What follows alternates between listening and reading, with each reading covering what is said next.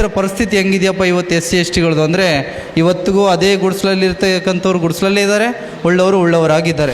ಇದಕ್ಕೆ ಕಾರಣ ಯಾರು ಗೊತ್ತಾ? ಇವತ್ತು ಲೀಡರ್ಗಳು ಅನ್ಸ್ಕೊಂಡು ತಿರುಗಾಡ್ತಕ್ಕಂಥ ಎಲ್ಲ ದಲಿತ ಸಂಘಟನೆಯ ಪದಾಧಿಕಾರಿಗಳು.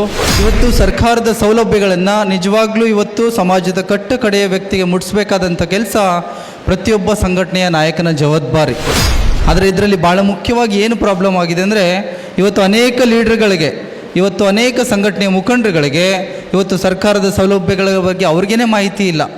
ಅತಿ ಹೆಚ್ಚು ನಮ್ಮ ಹೋಗೋದಿಲ್ಲಪ್ಪ ಅಂದರೆ ಸಮಾಜ ಕಲ್ಯಾಣ ಇಲಾಖೆ, ಅದನ್ನು ಬಿಟ್ಟರೆ ಅಂಬೇಡ್ಕರ್ ಕಾರ್ಪೊರೇಷನ್.